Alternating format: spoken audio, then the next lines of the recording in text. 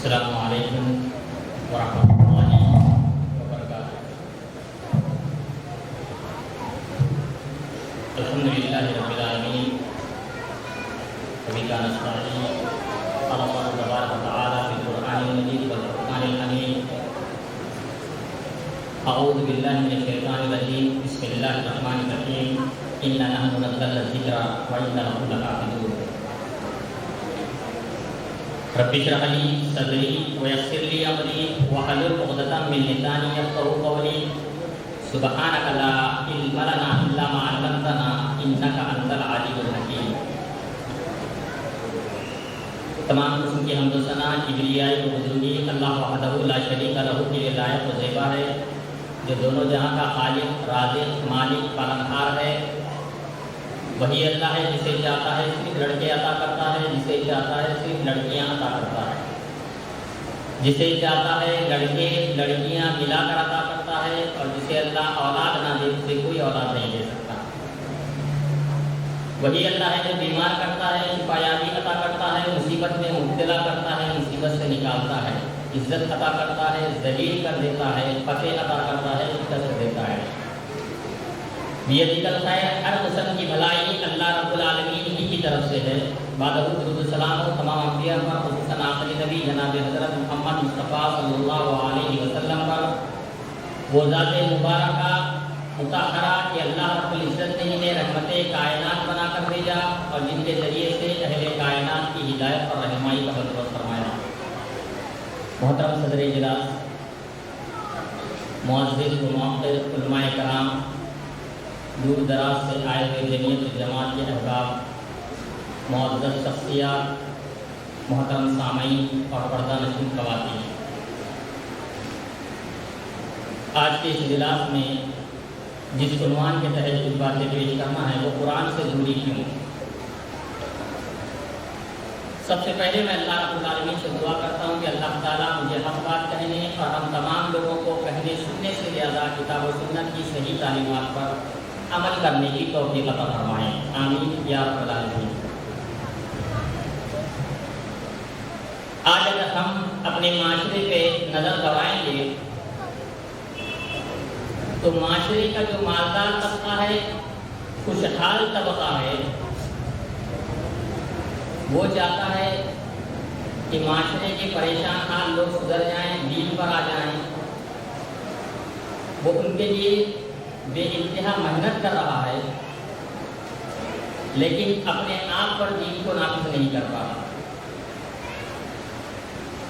اور غریب اور مزدور طبقے کا یہ عالم ہے کہ جب تک مدد مل جاتی ہے تب تک وہ بھی اسلامی بن جاتا، جب مدد ملنا بند ہو جاتی ہے تو وہ بھی اسلامی باقی نہیں رہتا۔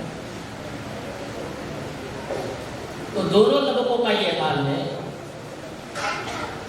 کہ دونوں کے دونوں دین سے کافی دور نظر آتے ہیں،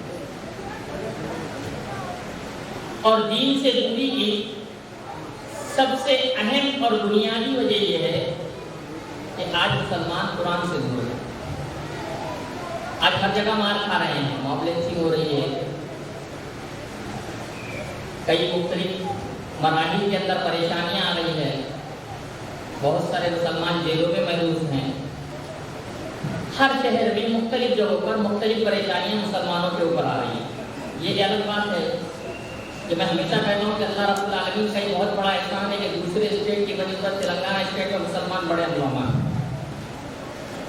ادر اسٹیٹ کے اندر مسلمانوں کا بہت برا ہے۔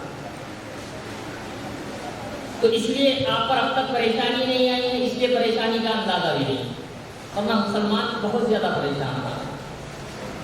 ان تمام پریشانیوں کی اہم وجہ یہ ہے کہ آج مسلمانوں کے پاس قرآن مجید موجود نہیں ہے۔ قرآن مجید کی تعلیمات سے وہ ناشنا ہے جو دستور حیات تھا، جو زندگی گزارنے کا طریقہ بتلانے کے لیے آیا تھا، آج مسلمانوں نے اسے پس پشت ڈال دیا۔ یاد رکھیے کہ قرآن بڑی اہم کتاب ہے، ہر اعتبار سے بڑی کتاب ہے، علم کے اعتبار سے بھی سب سے بڑی کتاب ہے۔ دنیا میں بہت سارا علم پایا جاتا ہے، دہلی کی جامعہ اسلامیہ سنابی یونیورسٹی جس کے اندر صرف اسلامی کتابیں 2.5 لاکھ کے قریب ہیں، بہت ساری لائبریریاں ایسی بھی ہے جس کے اندر کروڑوں کتابیں ہیں. اگر اسلامی کتابیں بھی اگر آپ پڑھنے بیٹھ جائیں گے روزانہ، اگر ایک کتاب بھی اگر آپ پڑھیں گے تو پیدا ہونے سے مرنے تک آپ 2 لاکھ کتابیں نہیں پڑھ سکیں گے. کیونکہ سال میں 365 دن ہوتے ہیں. 100 سال بھی اگر زندہ رہیں گے تو 36,000 دن سے زیادہ نہیں ہوتا.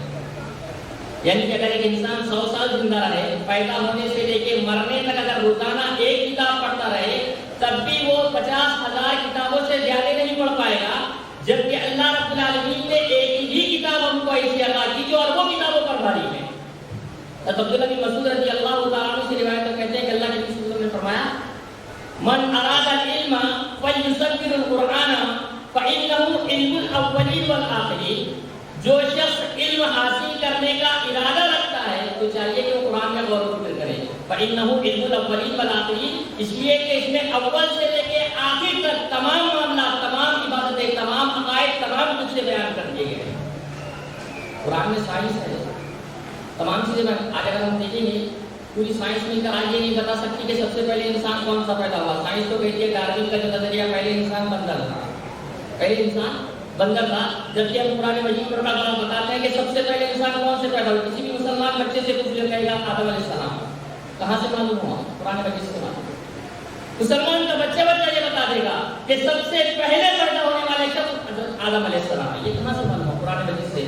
قرآن مجید میں ہر چیز کا علم بیان کیا گیا ہے. اللہ رب العالمین قرآن مجید کے اندر فرماتا ہے وَنَزَّلْنَا عَلَيْكَ الْكِتَابَ تِبْيَانًا لِكُلِّ شَيْءٍ. اے نبی آپ پر ہم نے جو کتاب کو نازل کیا وہ ہر چیز کو کھول کر بیان کر دینے والی ہے، ہر چیز کو. اسی لیے کہا جاتا ہے کہ قرآن کو بار بار پڑھا جائے کیونکہ اس کے اندر باسی پن بھی نہیں پایا جاتا ہے. جب پڑھیں گے ہر بار نئی بات نظر آئے گی، جب پڑھیں گے ہر بار نئی بات پسند آئے گی.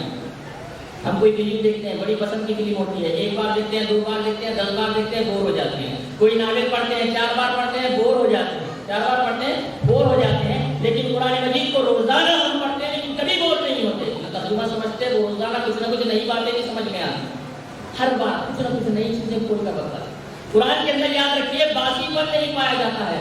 دوسرے انبیاء کرام کا جو معجزہ تھا وہ ان کے ہاتھ میں صرف معجزہ تھا. جیسا موسیٰ علیہ السلام کا جو عصا تھا وہ صرف ان کے ہاتھ میں معجزہ تھا. وہ ہارون علیہ السلام کے ہاتھ میں آ کر معجزہ نہیں بنا کرتا، صرف موسیٰ علیہ السلام میں. لیکن امت محمد کو جو معجزہ دیا گیا وہ ہر انسان کے ہاتھ میں معجزہ. یہ معجزہ ہے قرآن مجید. اس کے اثرات انسانی زندگی پر مرتب ہوتے ہیں. قرآن یاد رکھیے یہ ایک ایسی زبان ہے، اگر آپ کے سامنے جیسے اگر کوئی مراٹھی میں یا کنڑ میں اگر 2 آدمی بات کرنے لگیں گے تو آپ کا سر دکھنا شروع ہو جائے گا. کیوں سر دکھنا شروع ہو جائے گا؟ کیونکہ ایسی لینگویج میں بات کی جا رہی ہے جس کو آپ سمجھ نہیں سکتے، اور جس کو آپ نہیں سمجھتے وہ زبان اگر آپ کے سامنے تذکرہ کی جائے گی تو آپ کا سر دکھنے لگے گا. جبکہ قرآن ایک ایسی کتاب ہے جس کے الف کے بارے میں ہم کو نہیں معلوم، پھر بھی ہم پڑھتے ہیں تو ہمیں مزہ آتا ہے. سوچئے نہ سمجھ کر پڑھنے میں ہماری زندگیوں میں کتنا انقلاب ہے، تو سمجھ کر پڑھنے میں ہماری زندگیوں میں کتنا انقلاب برپا پیدا ہو. یہ سوچنے والی بات ہے کہ ہمیں قرآن مجید کو پڑھنا چاہیے، اس کو سمجھنا چاہیے، اس پر عمل کرنا چاہیے. یاد رکھیے تمام علوم کی بنیاد، تمام علوم کی اساس قرآن مجید ہے. قرآن مجید سے پہلے قرآن سائنس کا کوئی تصور بھی نہیں تھا. قرآن مجید کے نزول کے بعد دنیا کے اندر بہت سارے علوم ظاہر ہوئے. یاد رکھیے قرآن مجید نور ہے. اللہ رب العالمین نے اسے نور کہا. نور کی صفت کیا ہوتی ہے؟ روشنی. یعنی کہ اندھیرے میں راستہ بتلائے، گڑھے بتلائے، خراب روڈ پر اچھے روڈ کی وضاحت کرے، یہ نور کی علامت ہوتی ہے. تو قرآن مجید ہمیں یہ بتاتا ہے کہ سیدھا راستہ کون سا ہے اور خراب راستہ کون سا ہے. یہ بات یاد رکھیے کہ تمام مسائل کا واحد ہے قرآن مجید. آپ کی زندگی کے سارے جتنے بھی مسائل ہیں، سارے کے سارے مسائل کا حل اگر ہے تو صرف قرآن مجید ہے. اور یاد رکھیے اس قرآن مجید کی ایک اہم خصوصیت میں یہ بھی ہے کہ اللہ رب العالمین نے خود اس کا حفاظت کا ذمہ لیا ہے. اس کے اندر کوئی تبدیلی واقع نہیں ہو سکتی. اللہ رب العالمین قرآن مجید کے اندر فرماتا ہے اِنَّا نَحْنُ نَزَّلْنَا الذِّكْرَ وَإِنَّا لَهُ لَحَافِظُونَ، کہ ہم نے اس قرآن کو نازل کیا وَإِنَّا لَهُ لَحَافِظُونَ، اور ہم ہی اس کی حفاظت کرنے والے ہیں. حفاظت کے طریقے کیسے جانتے ہیں؟ اللہ رب العالمین نے قرآن مجید کو ہر نماز میں پڑھنا ضروری قرار دیا ہے. یہ حفاظت کا طریقہ ہے. اگر آج قرآن مجید کو نماز میں پڑھنا ضروری قرار نہیں دیا جاتا تو آج شاید کہ حفاظ کرام بھی نہیں ملتے. اللہ رب العالمین نے ایسا انتظام کیا ہے کہ بعض مستشرقین پوچھتے ہیں کہ جتنی دھارمک کتابیں ہیں شاید ہی کوئی کتاب ہوگی جتنا قرآن مجید کو لوگ حفظ کرتے ہیں اتنا کسی اور کو کتاب کو آج تک کوئی حفظ نہیں کر پایا. دنیا میں سب سے زیادہ حفظ کرنے والے قرآن مجید کی کتاب کو حفظ کرنے والے لوگ موجود ہیں. آپ کے شہر میں اگر 50 مسجدیں ہیں تو 50 حفاظ نظر آئیں گے. ہر شہر کے اندر کم سے کم 100 حفاظ نظر آ جائیں گے. اللہ رب العالمین نے حفاظت کا اتنا بہترین انتظام کیا کہ اللہ رب العالمین نے نماز میں قرآن مجید کو پڑھنا لازم قرار دیا. کیوں قرار دیا؟ تاکہ قرآن کی آیتیں آپ کے سامنے بار بار پڑھی جائے, قرآن کی باتیں بار بار آپ کے سامنے آئے, تاکہ آپ کے دلوں سے گندگی اور برائیاں ختم ہو سکے. اس لیے اللہ رب العالمین نے نماز کے اندر قرآن مجید کو پڑھنا ضروری قرار دیا.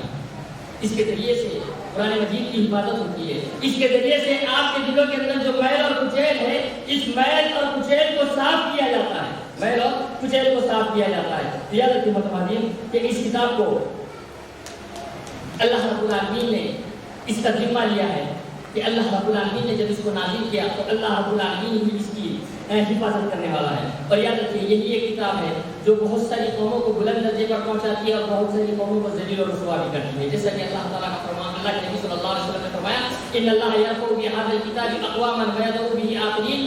اللہ رب العالمین اس کتاب کے ذریعے بہت ساری قوموں کو بلند کرے گا اور بہت ساری قوموں کو ذلیل و رسوا کرے گا. اگر آج آپ ذلیل و رسوا ہیں, اگر آپ آج ذلیل و رسوا ہیں, اس کا مطلب یہ ہے کہ ہم نے قرآن کی قدر کو جانا اور پہچانا نہیں. کہ اللہ رب العالمین کا فرمان ہے ولا تهنوا ولا تحزنوا وانتم الاعلون ان کنتم مؤمنین, کہ تم پریشان مت ہو, تم غمگین مت ہو, تم ہی سربلند رہو گے اگر تم مومن ہو. اور مومن کب رہیں گے؟ جب ہم قرآن مجید کو پڑھیں گے, قرآن مجید کو سمجھیں گے, قرآن مجید پر عمل کریں گے, تبھی ہم مومن رہیں گے. اگر ہم نہیں پڑھیں گے تو دنیا میں بھی ذلیل و رسوا ہوں گے اور آخرت میں بھی ذلیل و رسوا ہوں گے. جیسا کہ اللہ رب العالمین اللہ رب العالمین فرماتا ہے کہ وقال رسول یا ربی ان قوم اتخذوا هذا القرآن مهجورا.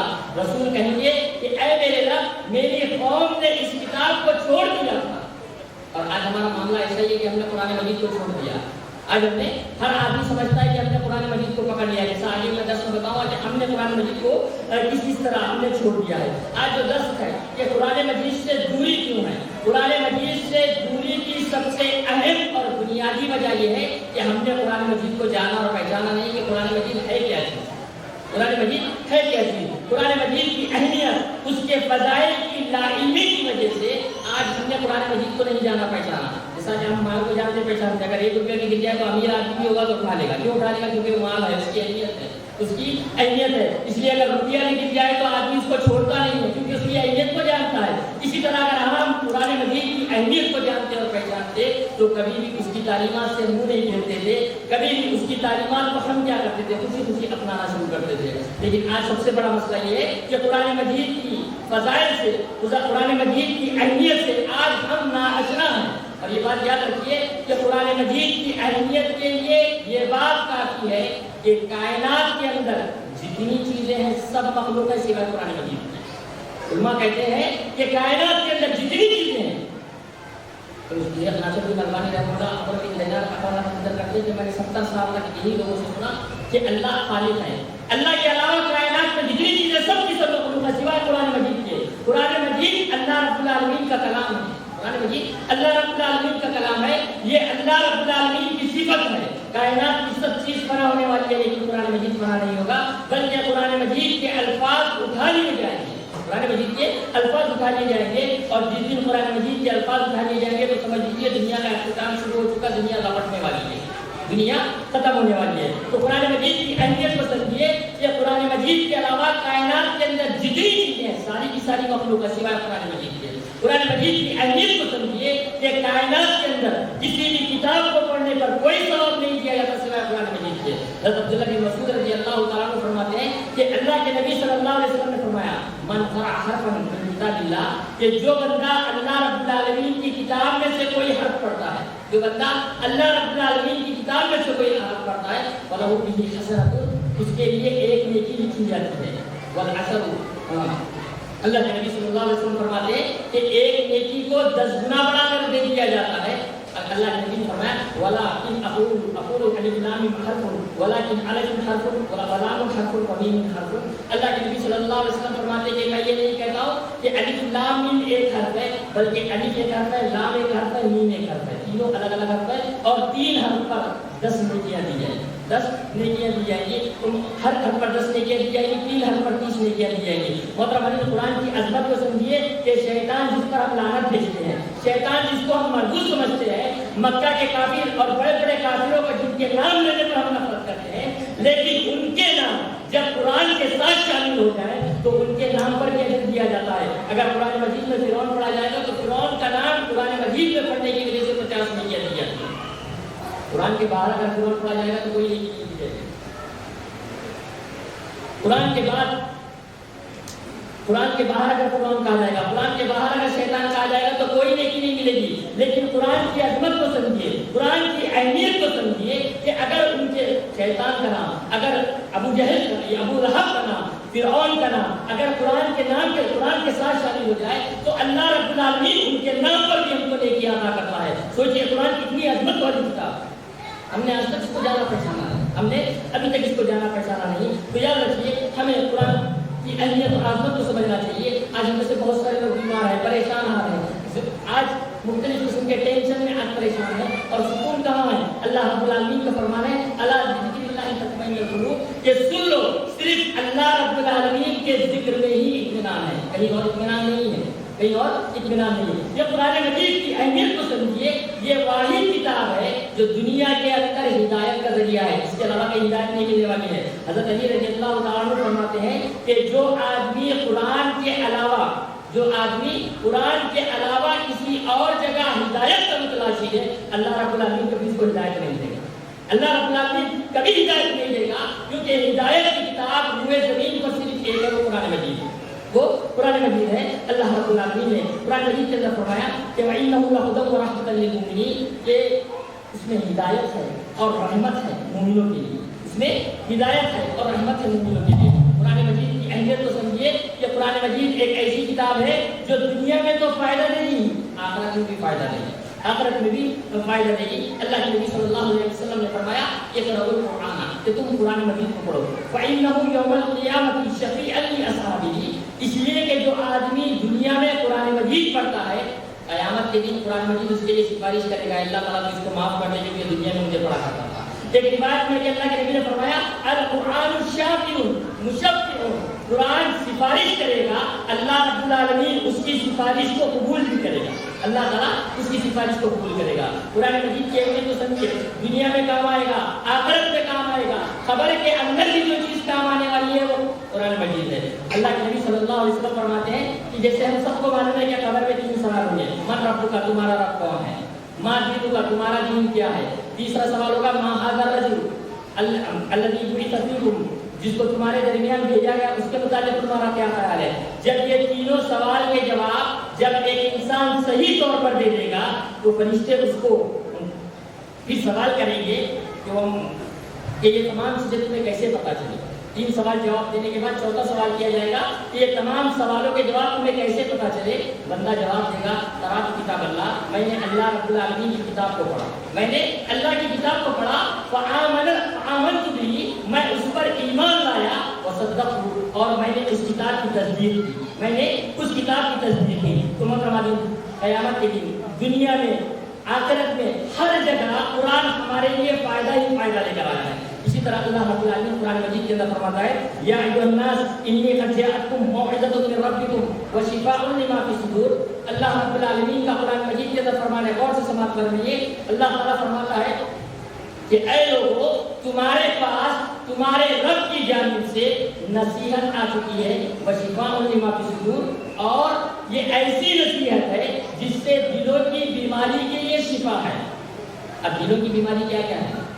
दिलों की बीमारी क्या क्या है? दिलों की बीमारी है शिर्क, दिलों की बीमारी है बिदात, दिलों की बीमारी है हसद, जलन, किब्र, दिलों की बीमारी है हुब्बे माल, दिलों की बीमारी है हुब्बे जा।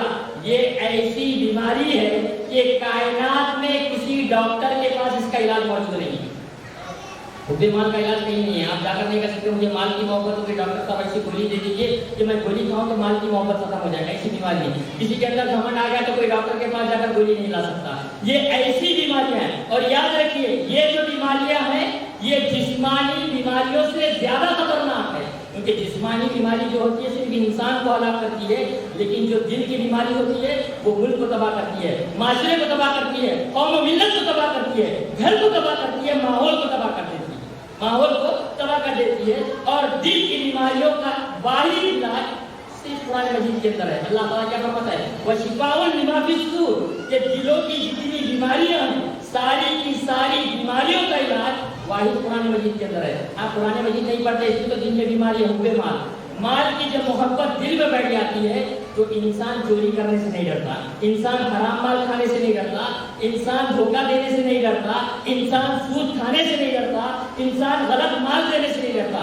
انسان صحیح مال جا رہا ہے، غلط مال جا رہا ہے، اپنے کو کیا لینا دینا، ہماری جیب میں مال آنا چاہیے، ہمارے جیب میں مال آنا چاہیے۔ یہ حب مال کی بیماری ہے، حب جاہ کی بیماری، عہدے کی جو بیماری آتی ہے وہ بھی ایسی بیماری ہے کہ قوم و ملت کو، جماعت کو تباہ و برباد کر دیتی ہے، تباہ و برباد کر دیتی ہے۔ یہ بھی بیماری آج ہمارے معاشرے کے اندر عام ہو چکی ہے۔ اسی طرح کبر کی بیماری آج ہمارے اندر عام ہے، حسد و جلن کی بیماری آج ہمارے اندر عام ہے۔ اور یاد رکھیے یہ ساری بیماریوں کی دوا کسی ڈاکٹر کے پاس نہیں ہے سوائے قرآن مجید کے، سوائے قرآن مجید کے۔ تو اللہ رب العالمین فرماتا ہے وہ شفاء لما فی الصدور، کہ اس میں تمہارے دلوں کی بیماری کے لیے شفا ہے، تمہاری دلوں کی بیماری کے لیے شفا ہے۔ مطلب صاحب ہے اگر دل درست ہوگا تو سب چیزیں درست ہو جائیں گی۔ انبیاء کرام، اللہ کے نبی صلی اللہ علیہ وسلم نے صحابہ کرام کے دلوں پر محنت کی، صحابہ کرام کے دلوں پر محنت کی۔ دلوں پر محنت کرنے سے کیا فائدہ ہو جاتے ہیں؟ دلوں پر محنت کرنے سے یہ فائدہ ہوا کہ جو لوگ چور تھے، جو لوگ چور تھے، اللہ کے نبی نے جب قرآن کے ذریعے ان پر محنت کی تو ان کے دل بدل گئے۔ جو لوگ چور تھے وہ محافظ بن گئے، وہ محافظ بن گئے۔ جو ڈاکو تھے، جو لٹیرے تھے، وہ عصمت کے محافظ بن گئے، وہ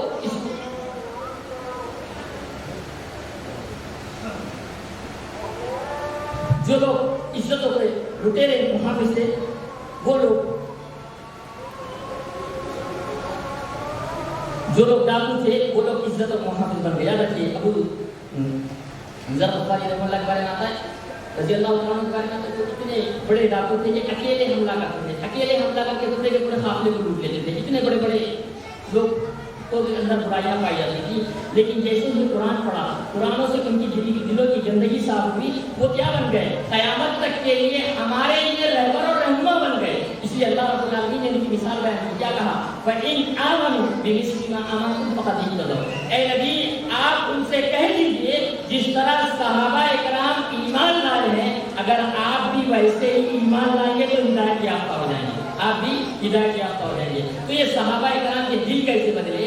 اللہ رب العالمین قرآن مجید کے اندر فرماتا ہے لَقَدْ مَنَّ اللَّهُ عَلَى الْمُؤْمِنِينَ إِذْ بَعَثَ فِيهِمْ رَسُولًا يَتْلُو عَلَيْهِمْ آيَاتِهِ وَيُزَكِّيهِمْ وَيُعَلِّمُهُمُ الْكِتَابَ وَالْحِكْمَةَ وَإِنْ كَانُوا مِن قَبْلُ لَفِي ضَلَالٍ مُبِينٍ۔ کہ یہ اللہ رب العالمین کا آپ پر عظیم احسان ہے کہ اللہ نے آپ ہی میں سے ایک رسول کو بھیجا، اللہ نے آپ ہی میں سے ایک رسول کو بھیجا۔ وہ رسول کیا کرتے ہیں؟ یتلو علیہم آیاتہ، وہ رسول قرآن مجید کی آیتوں کی تلاوت کرتے ہیں، قرآن مجید کی آیتوں کی تلاوت کرتے ہیں، وَيُزَكِّيهِمْ، اور اسی کے ذریعے سے ان کا تزکیہ نفس کرتے ہیں، وَيُعَلِّمُهُمُ الْكِتَابَ وَالْحِكْمَةَ، اور انہیں کتاب و حکمت سکھلاتے ہیں، وَإِنْ كَانُوا مِن قَبْلُ لَفِي ضَلَالٍ مُبِينٍ، اور اس سے پہلے یہ کھلی گمراہی میں تھے۔ اس آیت کریمہ سے ایک اہم بات یہ بھی پتہ چلتی ہے کہ اگر آج معاشرے کے اندر برائیاں ہیں، بے حیائیاں ہیں، معاشرے کے اندر بہت ساری اگر خرابیاں پیدا ہو رہی ہے تو معاشرے کی اصلاح اسی طرح کی جائے گی جس طرح محمد رسول اللہ صلی اللہ علیہ وسلم نے کی۔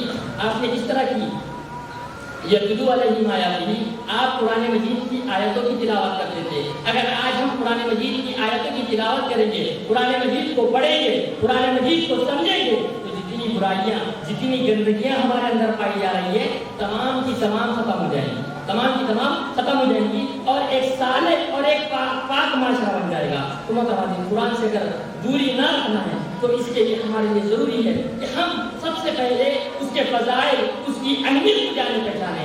قرآن سے دوری اگر نہیں رکھنا ہے تو ہمارے لیے ضروری ہے کہ ہم قرآن مجید کی تلاوت کریں۔ ایک چیز ہوتی ہے پڑھنا، ایک چیز ہوتی ہے تلاوت کرنا۔ تلاوت کرنا اور پڑھنے میں بھی بڑا فرق ہے۔ جو لوگ مطالعہ کرتے ہیں وہ آنکھوں سے پڑھتے ہیں، جو لوگ مطالعہ کرتے ہیں وہ آنکھوں سے پڑھتے ہیں، اور تلاوت کہتے ہیں کہ زبان سے حرکت کرنا، زبان سے الفاظ ادا ہونا، اسے تلاوت کہا جاتا ہے۔ اور تلاوت کے بھی 3 مرتبے ہیں۔ تلاوت کا ایک مرتبہ یہ ہے کہ آدمی اس طرح زبان سے پڑھے تو اس کے کانوں کو سنائی نہ دے. جیسا آپ پڑھے تو اس طرح سلو پڑھ رہے ہیں کہ آپ کے کانوں کو سنائی نہیں دے رہا. یہ ایک مرتبہ ہے. اس سے بہتر مرتبہ، اس سے بہتر درجہ تلاوت کا یہ ہے کہ آپ اس طرح تلاوت کریں کہ زبان سے بھی الفاظ ادا ہوں اور کانوں کو بھی سنائی دے. اس طرح دور دور سے نہیں کہ آزو بازو والوں کو تکلیف ہو، بلکہ اس طرح پڑھے کہ آپ کے کانوں کو آپ جو پڑھ رہے ہیں سنائی دے. یہ تلاوت کا دوسرا درجہ ہے جو پہلے درجے سے بہتر درجہ ہے. اسی طرح تلاوت کا تیسرا درجہ جو سب سے عمدہ اور سب سے بہتر درجہ ہے، جس پر آج امت مسلمہ کا کوئی فرد عمل نہیں کرتا، تو قرآن تلاوت کرنا چاہیے. تلاوت کا تیسرا درجہ جو سب سے بہتر درجہ ہے، سب سے عمدہ درجہ ہے، جو قرآن مجید کی تلاوت اس طرح کی جائے کہ زبان سے الفاظ ادا ہو، وہ الفاظ ہمارے اپنی کانوں تک سنائی دے، اس کے ساتھ ساتھ جو پڑھا جا رہا ہے اسے سمجھ میں نہیں آئے کہ میں کیا پڑھ رہا ہوں. یہ تلاوت کا سب سے عمدہ اور بہتر درجہ ہے کہ ہمیں سمجھ میں آئے کہ ہم قرآن مجید کیا پڑھ رہے ہیں، ہم قرآن مجید کیا پڑھ رہے ہیں. اس لیے تو سب سے بڑا مسئلہ ہے کہ ہم قرآن مجید کو سمجھتے نہیں ہیں. اس لیے قرآن مجید کی ہم تلاوت بھی اس طرح نہیں کرتے جس طرح کرنے کا حق ہے، جس طرح کرنے کا حق ہے. اس لیے حضرت عثمان غنی رضی اللہ عنہ فرماتے ہیں کہ اگر تمہارے دل پاک اور صاف نہیں، اگر تمہارے دل پاک اور صاف نہیں ہے، اگر تمہارے دلوں کے اندر پاکیزگی نہیں ہے، تو تمہیں اللہ رب العالمین کے کلام سے دل جلیل ہو جائے. اگر تمہارے دل پاک، عثمان رضی اللہ عنہ کہتے ہیں اگر تمہارے دل پاک اور صاف ہیں، پاکیزہ ہیں، تو تمہارے دل اللہ رب العالمین کے کلام سے کبھی نہیں بھریں گے. آپ کا دل چاہے گا کہ بار بار پڑھو، زیادہ پڑھو، لیکن آج ہمارا مسئلہ ہے کہ ہمارے دل پاک اور صاف نہیں ہے، ہمارے دل تو کالے ہیں. معاملہ ایسا ہے کہ اگر فجر کی نماز میں اگر امام صاحب لمبی قرات کر دے تو ہم پریشان ہو جاتے ہیں، کب ختم ہوگی پتہ نہیں. تراویح میں اگر قرآن لمبی ہو جائے تو گھڑی دیکھتے ہیں، اوپر دیکھتے ہیں، نیچے دیکھتے ہیں. کیونکہ تراویح کا ایسا سنگین مسئلہ ہوتا ہے، کیونکہ عام نمازوں میں ہم سوچ شروع کرتے ہیں تو جلدی ختم ہو جاتی ہے، لیکن تراویح میں سوچ پوری گھوم پھر کر سب ختم ہو جاتی ہے، لیکن رکعت ختم نہیں ہوتی، رکعت ختم نہیں ہوتی. اس لیے ہم سوچتے ہیں کہ تلاوت کب تک ختم ہو جائے، کیونکہ ہمارے دل کالے ہو چکے ہیں، ہمارے دل کالے ہو چکے ہیں. عثمان رضی اللہ تعالیٰ کہتے ہیں جو دل پاکیزہ ہیں، جو پاک ہیں، ان کے دل کبھی بھی قرآن مجید کی تلاوت سے کبھی نہیں پڑھتے. ان کا دل بار بار یہ چاہتا ہے اور پڑھا جائے اور پڑھا جائے اور سمجھا جائے اور سمجھا جائے. لیکن آج ہمارا مسئلہ ایسا ہے کہ قرآن پڑھا جائے تو الجھن ہوتی ہے، بوریت ہوتی ہے. بوریت آج ہمارے پاس ہوتی ہے، کیونکہ آج ہمارا دل کیا لگتا ہے، میوزک لگتی ہے تو بڑا دل لگتا ہے. ابھی مجلس میں بیٹھنا ہمیں قرآن پڑھنا سننا دل اچھا نہیں لگتا، لیکن گانے سننا بڑا اچھا لگتا ہے. گانے سننا اتنا اچھا لگتا ہے کہ اگر کبھی سفر بھی کر رہے ہیں تو گاڑی کے اندر گانے چلنا شروع ہو جاتے ہیں، گانے چلنا شروع ہو جاتے ہیں. گھر میں خالی بیٹھے ہیں تب بھی گانے چلنا شروع ہو جاتے ہیں. تو یاد رکھیے کہ آج ہمارے دل کالے ہو چکے ہیں. آج میوزکوں میں، مشاعروں میں ہمارا دل لگتا ہے، ناچ گانوں کی محفلوں میں ہمارا دل لگتا ہے، ناچ گانوں میں ہمارا دل لگتا ہے، میوزک والی جگہوں پر ہمارا دل لگتا ہے. ہمارا اگر دل نہیں لگتا تو قرآن مجید کی جہاں تلاوت کی جاتی ہے وہاں دل نہیں لگتا، اور ہمارا قرآن مجید جہاں تلاوت کی جاتی ہے وہاں دل نہیں لگتا. اس کی اہم وجہ یہ ہے کہ ہمارے دل کالے پڑ چکے ہیں. یاد رکھیں قرآن مجید کی تلاوت کی اتنی بڑی فضیلت ہے. اللہ کے نبی صلی اللہ علیہ وسلم نے فرمایا کہ جن گھروں میں قرآن مجید کی تلاوت کی جاتی ہے، جن گھروں میں قرآن مجید کی تلاوت کی جاتی ہے، وہ گھر اہل آسمان کو ایسے ہی نظر آتے ہیں جیسے اہل زمین کو آسمان میں تارے نظر آتے ہیں. یاد رکھیے قرآن سے محبت پیدا کیجیے، اس کی تلاوت کیجیے. میں نے ایسے کہا عمدہ بہتر طریقہ یہ ہے، ایک آیت کیوں نہیں ہوتی سمجھ کر پڑھیے. صحابہ کرام میں کس قدر جذبہ تھا. حضرت عثمان غنی رضی اللہ تعالیٰ عنہ جب ان کے گھر کا محاصرہ کیا گیا، عثمان غنی رضی اللہ تعالیٰ عنہ کے گھر کا جب محاصرہ کیا گیا، گھر میں کھانا جانا بند ہو گیا، گھر میں پانی جانا بند ہو گیا، گھر میں کھانا جانا بند ہو گیا، گھر میں پانی جانا بند ہو گیا.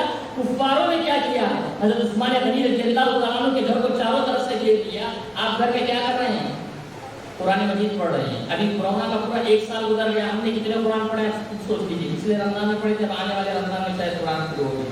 تو یہاں عثمان غنی رضی اللہ عنہ اتنی مصیبت ہے، گھر میں کھانا نہیں ہے، گھر میں پانی نہیں ہے، قرآن مجید کی تلاوت کر رہے ہیں، دشمن دیوار پھاڑ کر گھر میں گھستے ہیں، حضرت عثمان غنی رضی اللہ تعالیٰ عنہ پر حملہ کیا جاتا ہے، تب بھی آپ قرآن مجید پڑھ رہے ہیں، تب بھی آپ قرآن مجید پڑھ رہے ہیں. آپ کی داڑھی مبارک کو پکڑا جاتا ہے، پہلا جب وار کیا جاتا ہے آپ کی بیگم ہاتھ سامنے لا لیتی ہے، آپ کی بیگم ہاتھ سامنے لا لیتی ہے تو آپ کی بیگم کی انگلیاں کٹ جاتی ہیں. دوسرا وار کیا جاتا ہے تو آپ اس وقت قرآن مجید کی تلاوت کر رہے تھے. صحابہ کرام کا جذبہ دیکھیے. آج ہمارا یہ جذبہ ہے کہ چلتے پھرتے گانے سن رہے ہیں، ناچ گانوں کی محفلوں میں بیٹھ رہے ہیں، بے حیائیوں کی مجلسوں میں بیٹھنے کے لیے ہمارے پاس بہت سارا وقت ہے، لیکن قرآن مجید سننے کے لیے ہمارے پاس وقت نہیں ہے. فجر کے 10 میں ہم نہیں بیٹھ پاتے. ہمارا تو یہ المیہ میں ہمیشہ کہتا ہوں کہ مسجد میں جو 5-10 منٹ کا درس ہوتا ہے اس میں بھی ہم ایسے اٹھ کر بھاگتے ہیں جیسے گرم توے پر بٹھا دیا کرتا ہے، جلدی جلدی اٹھ کر باہر نکل جائے 5 منٹ بیٹھ جائیں گے، قرآن کی کوئی بات سمجھیں گے، سنیں گے، تو یاد رکھیے قرآن ایک ایسی واحد کتاب ہے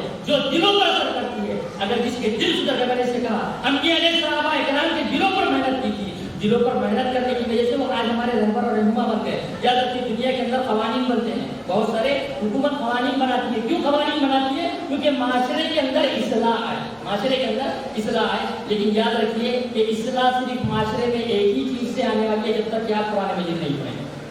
گورنمنٹ قانون بنا رہی ہے تاکہ ریپ نہ کرے، اس سے زیادہ ریپ ہو رہے ہیں۔ گورنمنٹ قانون بنا رہی ہے، ہر سال دو سال کیا کرتی ہے، نئے میٹر لگاتے ہیں تاکہ بجلی چوری نہ ہو، لیکن میٹر لگنے سے پہلے چوری کرنے کے طریقے موجود ہو جاتے ہیں، میٹر لگنے سے پہلے چوری کے طریقے موجود آ جاتے ہیں۔ تو یاد رکھیے کہ یہ جو جتنے قوانین بناتے ہیں اصلاح معاشرہ کے لیے، لیکن اصلاح معاشرہ اس وقت تک نہیں ہوگا جب تک کہ دلوں کی اصلاح نہ ہو، اور دلوں کی اصلاح اس وقت تک نہیں ہوگی جب تک کہ قرآن مجید کو پڑھ کر سمجھ کر عمل نہیں کیا جائے گا، تب تک کہ کائنات کے اندر کبھی اصلاح نہیں ہو سکتی۔ یاد رکھیے عرب کے وہ بدو جن کے اندر ہر برائی عام تھی، لیکن قرآن کو پڑھا اور سمجھا، دنیا کے اندر وہ انقلاب برپا، صحابہ کرام نے جو انقلاب برپا کیا، آدم علیہ السلام سے لے کے قیامت تک کہ زمین و آسمان میں ایسا انقلاب نہ کبھی دیکھا ہے نہ کبھی دیکھ سکتے۔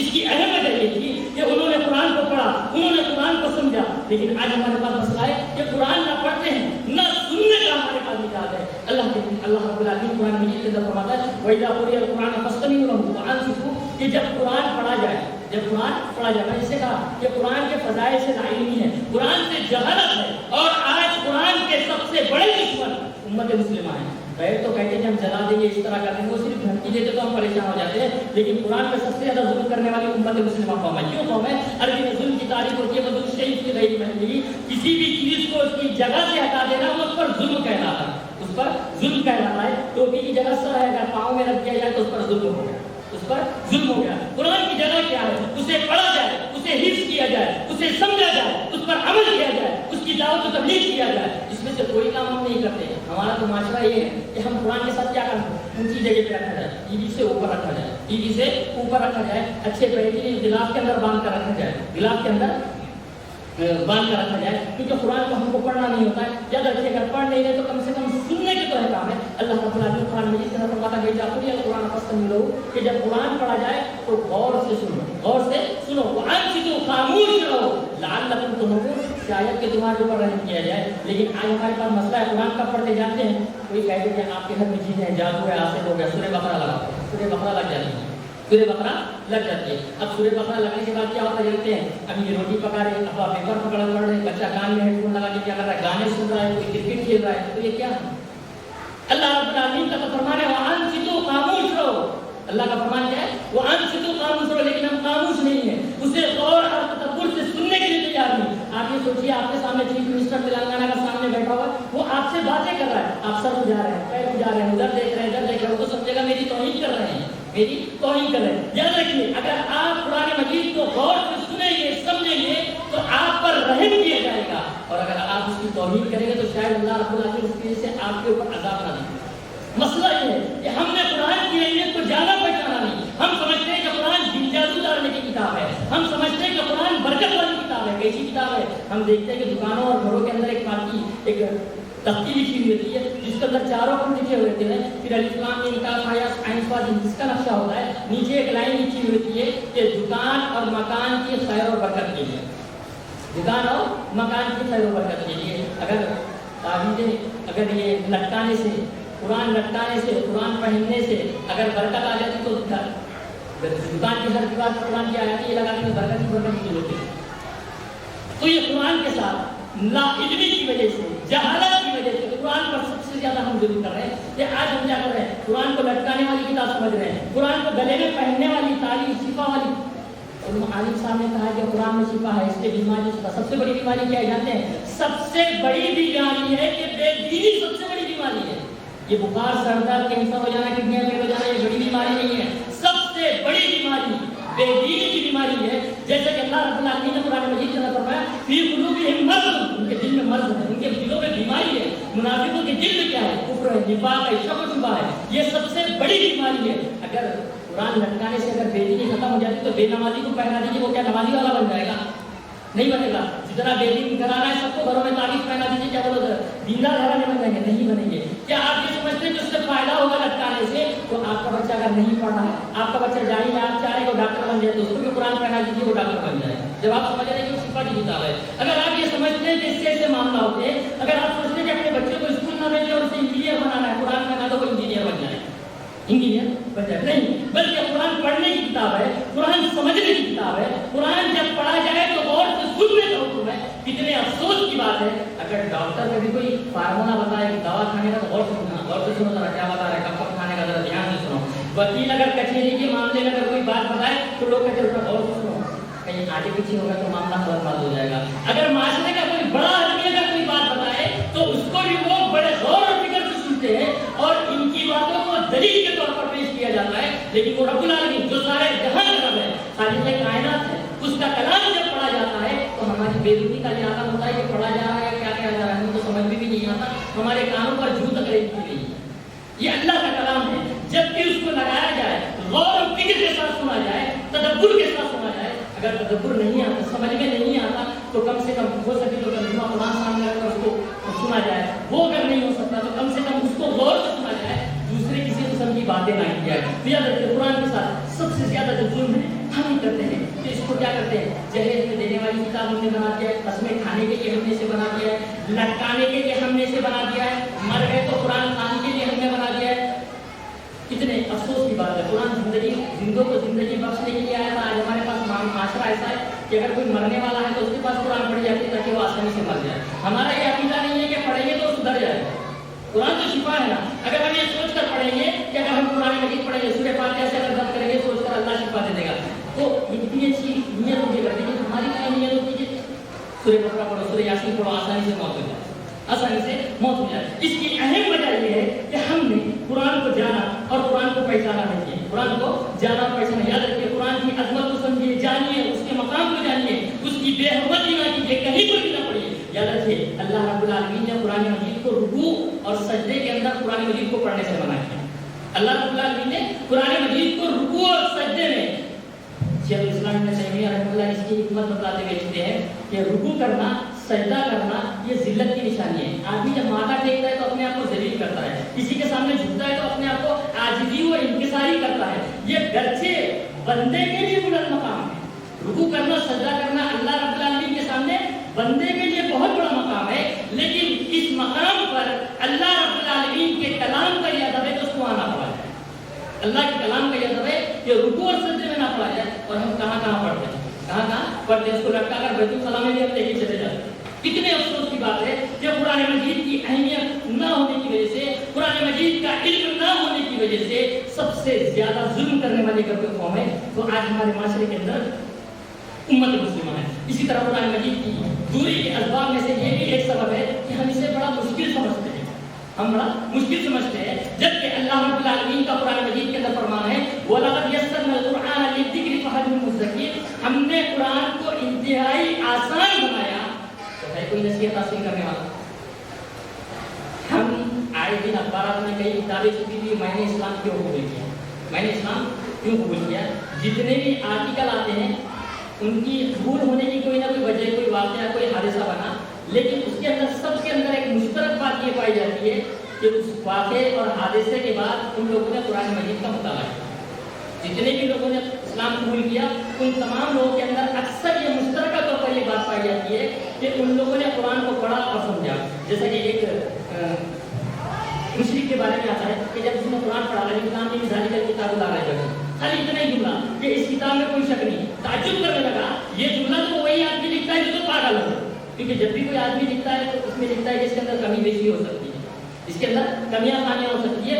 लेकिन इस किताब का तो पहला जुमला ही यही है कि ज़ालिकल किताबुल ला रहा है, इस किताब में ज़रा बराबर शक नहीं है। तो वो ताज्जुब में पड़ गया, उसने मुताला करना शुरू किया। जब मुताला करने लगा तो इतने असरार और रूज पर जाहिर हुए, कुरान के बारे में ऐसी चीजें उसको मालूम हुई कि वो इस्लाम ले आया। और आज हम देखते हैं कि जितने भी मैंने इस्लाम को कबूल किया वो गैर मुस्लिम घराने में पैदा होते हैं और हमसे अच्छे दावत तबलीग कर रहे हैं। हम मुसलमान घराने में पैदा होते हैं, जुमा को जुमा खुतबा सुनते हैं, मस्जिद और मदरसे में हम पढ़ते हैं, उसके बावजूद भी हमको अल्लाह एक है इसकी दावत देना हमको नहीं है, हमको नमाज पढ़ने की दावत देना नहीं है, ہم کو نماز پڑھنے کی دعوت دینا نہیں آتا. مسئلہ یہی ہے کہ ہم نے یہ سمجھ لیا ہے کہ قرآن مجید مشکل ترین کتاب ہے. اور جب آپ قرآن کو مشکل ترین کتاب سمجھ رہے ہیں تو اس کا مطلب یہ ہے کہ آپ قرآن پر اور زیادہ ظلم کر رہے ہیں. کیوں؟ کیونکہ جو کتاب آپ کو سمجھ میں نہیں آ رہی ہے، جو کتاب آپ کو سمجھ میں نہیں آ رہی ہے، اگر آپ اس پر عمل کر رہے ہیں تو مطلب آپ غلط ہی عمل کریں گے. جیسے کہ آپ کو 2 ویلر چلانا نہیں آتی، 4 ویلر چلانا نہیں آتی، 4 ویلر چلانا نہیں آتی، کسی نے بتا دیا ایسا ایسا چلا دو، بس چلانے کے لیے نکل جائیں گے تو کیا ہوگا؟ نقصان ہوگا. جب آپ کو یہ پتہ ہی نہیں ہے، آپ کو یہ سمجھ میں ہی نہیں آتا ہے کہ گاڑی چلائی کیسی جائے تو آپ گاڑی چلائیں گے کیسے؟ اور جب آپ کو یہ پتہ ہی نہیں ہے کہ قرآن مجید ہم سے کیا تقاضا کرتا ہے، قرآن مجید کی کیا تعلیمات ہے، تو آپ قرآن مجید پر عمل کیسے کریں گے؟ آپ قرآن مجید پر عمل کیسے کریں گے؟ یاد رکھیے آج ہمارے ذہنوں میں جو بات ڈال دی گئی ہے کہ قرآن مجید مشکل ترین کتاب ہے، ہر آدمی سمجھ نہیں سکتا، یہ صرف علماء کے سمجھنے کی کتاب ہے، اس کے لیے بہت سارے علوم کی ضرورت ہے. یاد رکھیے اگر یہ مشکل ترین کتاب ہے تو اس کے ترجمے کیوں کیے گئے ہیں؟ جب صرف علماء کے لیے تو علماء عربی میں پڑھ لیتے تھے، اس کے ترجمے اس لیے کیے گئے تاکہ امت مسلمہ اس کو پڑھے، اس کو سمجھے، اس کو عمل کرے. یہی مسئلہ ہے کہ قرآن مجید کو جب ہم نے مشکل سمجھ لیا تو اس پر عمل کرنا بھی مشکل ہو گیا، اس پر عمل کرنا بھی مشکل ہو گیا. صحابہ اکرام کے اندر عمل کا جذبہ کیسا تھا جانتے ہیں؟ صحابہ اکرام جیسے ہی قرآن مجید کے اندر کوئی آیت نازل ہوتی فوراً عمل کریں. اور آج ہمارا معاملہ کیسا ہے؟ ان کی بات الگ تھی، ہماری بات تھوڑی الگ ہے، ہمارا مسئلہ جو ہے ان سے الگ ہے. تو پھر آپ کے لیے کہ الگ قرآن، الگ دستور، الگ نبی، الگ چیزیں نازل ہو گئی ہے. یہ قرآن تو سب کے لیے نازل ہوا ہے، قیامت تک کے رہی دنیا کے لیے، ہر آنے والے انسان کے لیے نازل ہوا. تو ہم بڑے پیارے انداز میں کہتے ہیں مولانا ان کی بات الگ تھی، ہماری بات تھوڑی الگ ہے، ہمارے مسائل تھوڑے الگ ہیں، ہمارے مسائل الگ ہیں، یعنی آپ کے لیے الگ دستور آنا ہے. صحابہ کرام کا معاملہ یہ تھا کہ جیسے ہی کوئی آیت نازل ہوتی، جیسے ہی اللہ کے نبی کوئی حدیث پیش کرتے، بغیر چو چرا اس پر عمل کرتے تھے. میں بات اس سے پہلے بھی میں نے درس میں کئی مرتبہ کہا کہ صحابہ کرام کا جذبہ کیا تھا کہ جب اللہ رب العالمین قرآن مجید کے اندر فرماتا ہے منافقوں سے کہا جاتا وَإِذَا قِيلَ لَهُمْ آمِنُوا كَمَا آمَنَ النَّاسُ، جب منافقوں سے کہا جاتا کہ تم ایمان لاؤ جیسے صحابہ کرام ایمان لائے، تو وہ لوگ کیا کہتے ہیں؟ قَالُوا أَنُؤْمِنُ كَمَا آمَنَ السُّفَهَاءُ، کیا ہم یہ بیوقوفوں کی طرح ایمان لائے؟ یہ ایسے بیوقوف ہے کہ جب ان طرف کوئی حکم نازل کرتا ہے سوچنا سمجھنے کی تو دوسری بات نظر اٹھا کر بھی نہیں دیکھتے، عمل کرنا شروع کر دیتے ہیں، عمل کرنا شروع کر دیتے ہیں. تو اللہ رب العالمین نے مسلمانوں کی طرف سے جواب دیا، سنو اللہ انہم الصفا ولکن لا یعلمون، کہ سن لو تم لوگ بیوقوف ہو لیکن تم لوگ نہیں جانتے. تو مطلب ہم نے اسے مشکل سمجھا، اس لیے اس پر عمل کرنا بھی آج ہمارے لیے بہت مشکل ہو چکا ہے. اسی طرح قرآن مجید سے دوری کے سبب ہے بڑی عمر کے سے بڑی، اب ہماری بڑی عمر ہو گئی، اس لیے آج ہمارا معاشرہ کیسا جانتے ہیں کہ ہم نے بچپن میں جتنا یاد کر کے اتنا ہی یاد ہے، اس کے بعد ہم نے کبھی کوئی آیت یاد ہی نہیں، اس کے بعد کوئی آیت ہی یاد نہیں کی. جبکہ حدیث سے اللہ تعالیٰ قیامت میں کیا کہنے گا؟ اقرا ورتقی، پڑھتا جا اور چڑھتا جا، جہاں آخری آیت ہوگی وہیں تیرا مقام ہوگا. تو ہم کو تو یہ چاہیے کہ کم سے کم ایک مہینے میں ایک آیت یاد کر لیتے، 2-4 آیت تو یاد کر لیتے، 2-4 آیت تو یاد کر لیتے. لیکن افسوس کی بات ہے کہ ہم یہ سمجھتے تھا کہ حافظوں کو یاد کرنے کے لیے، ہمارے لیے یاد کرنے کے لیے، اور بڑی عمر کی وجہ سے بھی ہم پریشان ہیں. یاد رکھیے اللہ کے نبی صلی اللہ علیہ وسلم پر جب قرآن مجید نازل ہوا اس وقت آپ کی عمر 40 سال تھی. اس وقت صحابہ کرام نے نہیں کہا اللہ کے نبی ہماری بہت عمر ہو گئی، ہمارے بچوں کو سکھا دو، ہم سیکھ نہیں سکتے، ہم سیکھ نہیں سکتے. یاد رکھیے اللہ رب العالمین جس عمر میں ہدایت دے ہمیں اس عمر میں قرآن مجید کو سیکھنے کی کوشش کرنا چاہیے. اب بیان سننے کے بعد بھی ہم کو ایسا ہوتا ہے کہ بہت سارے منچلے نوجوان کیا کرتے ہیں کل سے قرآن کی کلاس لگا دیتے اور 8 دن کے بعد غائب ہو جاتے. ایسا بھی نہیں ہونا چاہیے. اور یہ بھی کوشش کرے کہ آنے والے رمضان تک کم سے کم 30ویں پارے کا ترجمہ یاد کریں. کیوں؟ اس کا فائدہ یہ ہوگا کیونکہ ائمہ کرام جو نماز پڑھاتے ہیں اس میں اکثر 30ویں پارے کے آخری کی صورتیں پڑھائی جاتی ہے، تو ہم کو معلوم تو ہوگا کہ ہمارا رب ہم سے کیا مخاطب ہے، ہمارا رب ہم سے کیا مخاطب ہے. تو کوشش کریں، اللہ تعالیٰ سے دعا کرتا ہوں کہ اللہ تعالیٰ ہم سب کو سب سے پہلے قرآن مجید خریدنے کی توفیق عطا فرمائے. کیونکہ افسوس کی بات یہ ہے کہ آج ہمارے گھر کے اندر قرآن جو اتنی عظمت والی کتاب ہے صرف 2 ہی وجہ سے آتی ہے. کئی وجہ سے آتی ہے، یا تو فری میں مل جائے یا جہیز میں آ جائے. خرید کے تو ہم کوئی نہیں لاتا، ہم میں سے کوئی خرید کے نہیں لاتا. تو سب سے پہلے یہ عزم کریں کہ کل سب سے پہلے مارکیٹ میں جا کے ہم قرآن مجید کا نسخہ خریدیں گے تاکہ کم سے کم آنے والے رمضان تک 30ویں پارے کو بھی کم سے کم تصدیق پڑے گی. اب اس کے اندر ایک بات یہ بھی یاد رکھیں کہ صحیح معنی والی کتاب لینا بھی ضروری ہے، کیونکہ اس میں ایک فائدہ یہ ہے کہ اگر صحیح کتاب کو غلط آدمی پڑھائے گا، صحیح کتاب کو غلط آدمی پڑھائے گا، یہ بہت زیادہ خطرناک ہے بنسبت اس کے کہ غلط کتاب کو صحیح آدمی پڑھائے. کیونکہ غلط کتاب کو اگر صحیح آدمی پڑھائے گا تو وہ اپنے علم کی بنا پر اس کی اصلاح کرے گا. غلط کتاب کو اگر صحیح آدمی پڑھائے گا تو غلط کتاب کے اندر اصلاح کر لے گا. لیکن اگر صحیح کتاب کو वो गलत आदमी अगर पढ़ाएगा तो याद रखो वो गलत उसूल बयान करेगा। इसलिए सही मनहज सहाबा इकराम का मजहब, असलाफ इकराम का किताब और सुन्नत के मुताबिक जो तफसीर लिखी गई है, सबसे पहला ये काम करें, अगर आप कुरान मजीद से मोहब्बत करते हैं तो सबसे पहले कल कुरान मजीद खरीदे। मैं अफसोस के साथ हमेशा ये कहता हूँ कि अगर हमारी फैमिली बड़ी है, कोई ड्रामे देखता है, कोई फिल्में देखता है, कोई पिक्चर देखता है, तो हमको लगता है जो टीवी होना जरूरी है ताकि बच्चे ड्रामे देख सके और संगीत वाली सीरियल देख सके, हम फिल्में देख सके, कोई न्यूज़ देख सके। लेकिन घर में अगर 500 लोग हैं तो ये कुरान काफ़ी हो जाता है। क्यों काफ़ी होता है? क्योंकि किसी को पढ़ना भी नहीं होता है। मामला ये होता है कि 2-4 बार कलर करने में, कुरान निकालने और खोलने में खराब हो जाता है, तो अब संभालने की भी सलाहियत नहीं होती है, मस्जिद में लाके हवाले कर दो, मौलाना हम संभाल भी नहीं सकते, आप लोग संभाल। ये हमारा तसव्वुर है। तो कुरान को जाने और पहचाने।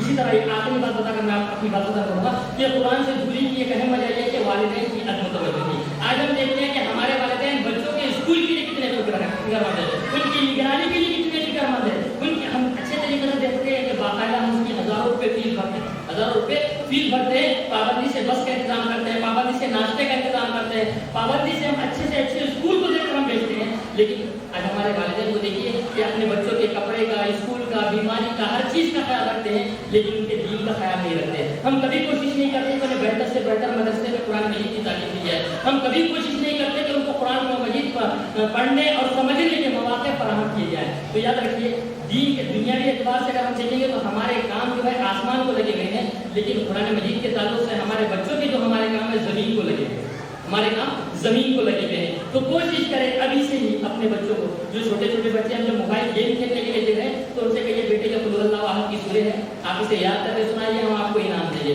तो देखिए 2 दिन के अंदर बच्चा कुल हुवल्लाहु अहद अगर आप बेहतरीन खाली की सूरत में अगर आप उसको तिलावत के लिए देंगे तो वो बच्चा उसी अंदाज से पढ़ने की भी कोशिश करेगा। कितने अफसोस की बात है कि आज बच्चे सताते तो हम गेम खेलने के लिए दे देते हैं। होना तो ये चाहिए कि हम अपने बच्चों को कुरान मजीद पढ़ने के लिए बेहतर से बेहतर मदरसे में भेजें, ताकि मसाजिद के अंदर ऐसे उलमा फराहम किए जाए कि वो हमारे बच्चों को बेहतर से बेहतर दीनी तालीम दें, वहाँ पर भी माल खर्च किया जाए, ताकि ज़्यादा से ज़्यादा माल अगर होगा तो अच्छे से अच्छे असातिज़ा इकराम लाए जाएंगे और अच्छे से अच्छे तरीके से हमारे बच्चों को तालीम दी जाएगी। याद रखिए, वालिदैन की जिम्मेदारी है, जैसा कि अल्लाह ताला का फरमान है, या अय्युहल्लज़ीना आमनू अनफिकू अहलिकुम नारा, ऐ वो लोगों जो ईमान लाए हो, अपने आप को और अपने अहल व अयाल को जहन्नम की आग से बचाओ। तो ये हमारी जिम्मेदारी है। अगर हम अपने बच्चों को जहन्नम की आग से बचाना चाहते हैं तो याद रखिए, हिदायत के लिए, शिफा के लिए वाहिद किताब है, और तौहीद की भी याद रखिए, जिस इंसान के अंदर तौहीद नहीं होती उसके अंदर कमियां और खामियां पाई जाती है, और तौहीद की वाहिद और सबसे अहम किताब है कुरान मजीद। और अगर आप कुरान मजीद को पढ़ेंगे, समझेंगे, तो अल्लाह ने, अगर अल्लाह रब्बुल आलमीन चाहेगा तो आपके दिल की सारी बीमारियां, गंदगियां और सारी चीज़ें खत्म हो जाएंगी और हमारा माशरा साले और पाक माशरा कहलाएगा। आखिर में अल्लाह ताला से दुआ है, अल्लाह ताला तमाम लोगों को कहने सुनने से ज़्यादा किताब और सुन्नत की सही तालीमात पर अमल करने की तौफीक अता फरमा। या रब्बुल आलमीन हमको जब तक जिंदा रख, ईमान पर जिंदा रख, जब हमारा खात्मा हो ईमान पर हमारा खात्मा हो। अक़ूलु क़ौली हाज़ा अस्तग़फिरुल्लाह ली व लकुम अजमईन।